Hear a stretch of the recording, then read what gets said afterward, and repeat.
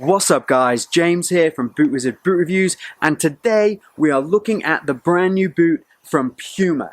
That's right, Puma are back with yet another Puma Future. That's the third one this year, the fifth Puma Future overall, but what we want to know is this a return to form after a somewhat disappointing run from the Puma 19.1 and 4.1? So we are going to jump into all the tech spec details of this boot today so you can decide if that's worth your €200. But first, if the Puma 4.1 was disappointing, we have to have had expectations, which means that the Future has a DNA, a brand as it is now. So what is that and why were we disappointed? So the big complaint was that the Puma Future 4.1 and 19.1 was just too stiff. This upper was too stiff, you felt disconnected from the ball, there was too much of a padded sensation, and it just really wasn't doing the job in the knit material all the way around the boot. And the reason we had such high expectations was because of things like this. This is the Puma Future 2.1. Now this was a very soft boot with an element of grip to the outside, lots of Netfit whole lace systems, quite a wide fit, and also an incredibly comfortable boot. The 4.1 lost a lot of this. It wasn't soft and buttery anymore. That texture to give you the grip on the ball was there, but it wasn't the same as it was before. It wasn't giving you that connection to the ball and that really beautiful silky touch. It was just aggressive, hard, and basically pressed in texture. Still comfortable, yes, but not as much as the previous generations, and still a reasonably wide fit, yes, but again, not as much as the previous generations and not giving you that beautiful comfort. So remember to like the video, remember to get subscribed, and let's jump in and find out if this is a true return to that Puma Future DNA that we're all looking for. Start it up. So we're going to kick off with this buttery soft upper. This is so soft, so pliable. It molds round your feet. It just is beautiful. This has to be one of the softest uppers I've felt on any boot this year. On any boot generally. The only thing that it's reminded me of in terms of softness has been the Lotto Solista range from this year, which is another knit upper that came out the box so unbelievably soft. So that is a big old tick on the Puma DNA checklist. So does it have a touch on the ball? That classy, grippy touch on the ball? Yeah, absolutely right it does, and it comes from this Grip Control Pro. So you can see here this kind of darker blue area that runs around the boot and also runs across this side here. So that is a Grip Control Pro element, and it gives you this waxy feeling on the ball. It really does help, and it's a beautiful feeling. And I've seen a couple of other comparisons to a particular boot, and I can't deny it. Waxy, bumpy, grippy coating, Hypervenom Phantom 1. It certainly has some of those vibes, which is, well, that's impressive, isn't it? Like, if you follow boots, this is like the god of grippy touch on the ball, and this has those vibes. We are going 2 for 2 here. That's another big old tick on the Puma DNA checklist. Although outside of that Grip Control Pro element, the rest of the Evo Knit, this is still an Evo Knit material, even though it's significantly different from the previous gen. The Evo Knit is pretty uncovered, so this is all exposed Evo Knit. Now, this is a good thing and a bad thing. The bad is that exposed knit material never really fares too well when it comes to adverse weather or general durability. Now, this isn't a super thin knit, so it shouldn't be too bad, but I imagine rain, snow, mud, this upper is not particularly going to like that because it just isn't protected. The good, however, brings us back to the Puma Future 2.1 and 4.1. So these had significantly different net fit systems. So this was a literal net that laid over the top of a mesh base, gave you probably hundreds of options as to how you could lace your boots. However, it was a net that wasn't connected to the boot, which does mean that your lockdown, your responsiveness was a little bit disconnected. So in order to fix that, Puma put the holes in the side of the Evo knit on the 4.1, which really did make the boot, the lacing system, the Netfit all come together a little bit better. However, by putting holes in the side of the Netfit, what you have to do is you have to beef up that Netfit. You have to give it a strong silicone coating, which makes it a little bit stiff, and you have to make the Evo knit a little bit thicker than you might want it to. All this leads to less softness, less flexibility, which was the one thing we all complained about when it came to this boot. So to retain the softness and flexibility of the 2.1 while retaining the more responsive, more connected feeling you got from the 4.1, what do? Well, what you do is you take that Netfit system and you build it into the Evo knit without having to go directly through.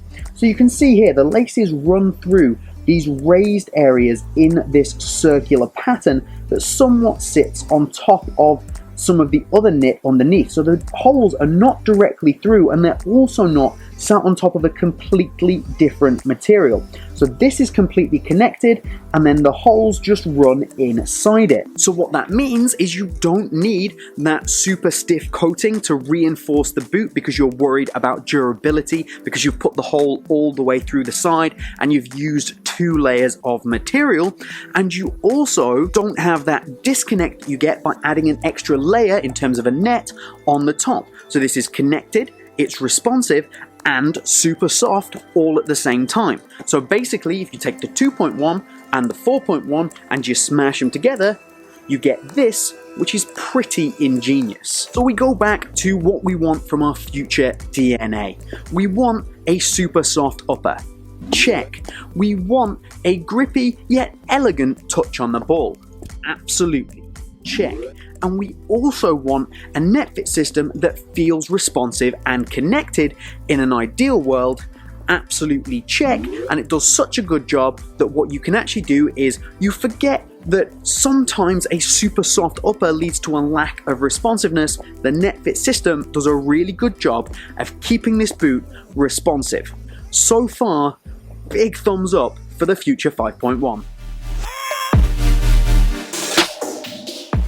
Okay, wait, so we've had some significant changes, but has that made the boot any lighter? Let's find out. In a UK 7.5, these come in at 214 grams. So if we compare those to the previous gen, the 4.1, these come in at 210 grams. So there is a very slight weight difference where the 5.1 is slightly heavier. It's not an amount you're going to feel on feet. It's not an amount that I'm going to get too upset about. Time to talk traction. And this is an area where I'm disappointed, but yet not disappointed. The reason I'm not disappointed is because this is actually very good. This is the Rapid Agility outsole, which features a really nice springback in the forefoot, a nice bend point, it has really good stiffness through the midfoot, has some bladed studs in kind of the right positions for support, the conical studs are very good, it's an FG-AG layout, which is great if you're on a bit of a budget, although the studs are a little long if your AG pitch is not perfect, but honestly, this is a very good, very underrated sole plate stud pattern combination. So no complaints, right? Well, not really, because we're 5 generations into the Puma Future now, although 3 of them came this year, and we have exactly the same Rapid Agility outsole from all 5 generations. Nothing's changed, nothing's been updated, there has been no advance. I feel like by this point, especially with such a big update on the 4.1, the 5.1, we should have had a bit of a change and a bit of an upgrade on this Rapid Agility outsole, and maybe something to change it up from an outsole that feels very similar to what you'll get from the Puma 1. So looks wise on these, Personally, I'm a big fan. The only thing I don't really like is this kind of pink detailing. I'd have preferred that to be black to match in here, or just to not be there at all. I like the big Future branding across the back. I like the fact that the collar is a little bit higher, although there is a CC version of this if you don't want the collar at all. On the whole, I like it. There is a full breakdown of these, all the little bits, all the little looks, all the little design details up on the channel right now. I will leave a link to that just here, so if you just want to check it out from a looks point of view, you can go and do that. But for me, I think this is a really cool looking boot.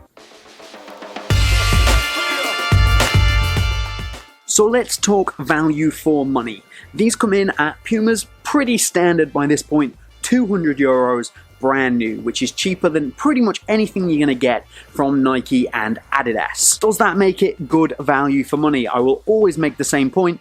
€200 plus for a pair of boots is pretty much standard these days, but it's too expensive. Boots should just not be this expensive.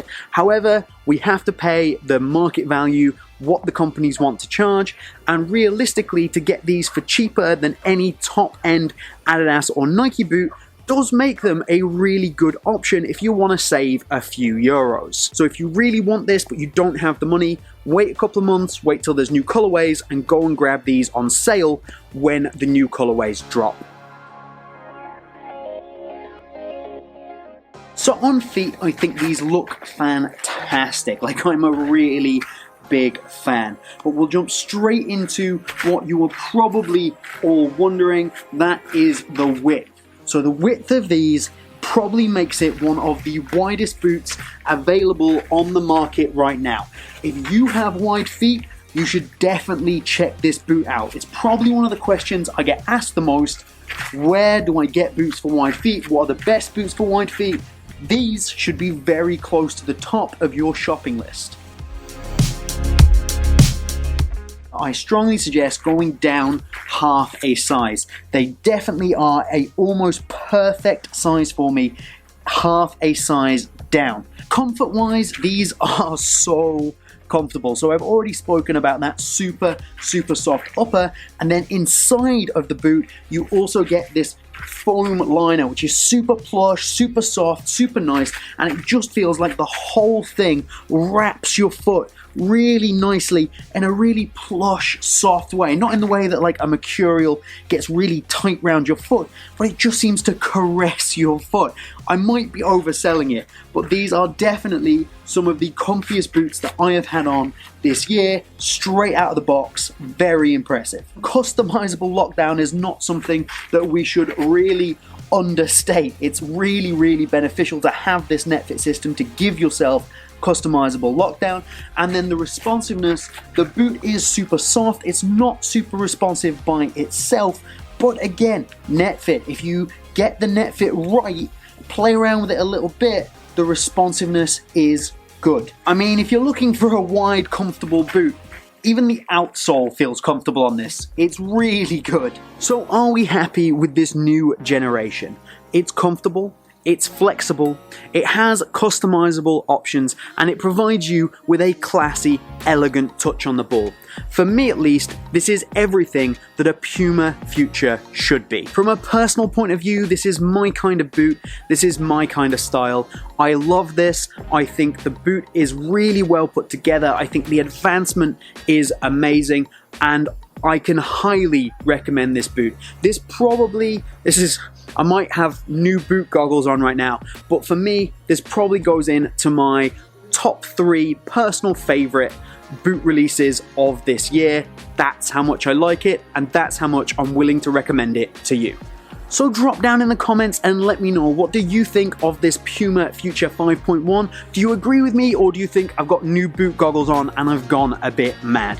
Please remember to like this video, it helps me out a huge amount. Click over here if you're not already subscribed so you can get all my future content. Click over here to get the rest of my Puma Future coverage. But that is all from BootWizard here today. I hope you've enjoyed it as much as I've enjoyed these boots. Have a good one, and I'll see you soon.